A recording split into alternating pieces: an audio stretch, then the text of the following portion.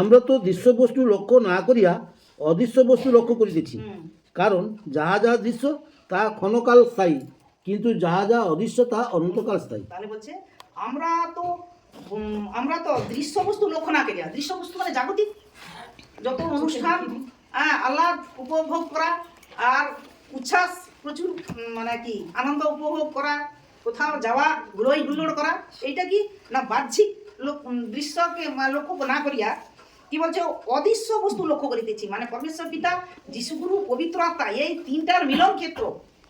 এটাকে আমরা কেউ দেখতে পাচ্ছি? পিতাকেও দেখতে পাইনি, পুত্রকেও দেখিনি, আর পবিত্র আত্মাকেও দেখিনি, কিন্তু তবু অনুভব করতেছি অন্তর দিয়ে যে আমি যে কথা বলতেছি। এখন বিশ্বাস করি যে এত সব বাক্যের ভেদ MA পাস BSc পাস লোককে বললেও তারা বলতে পারবে না। আর এটা যে বলতেছি, এটা কিন্তু আমি রক্ত মাংসে করা একটা মনুষ্য মুখ দিয়ে কিন্তু ঈশ্বরই বলাচ্ছি।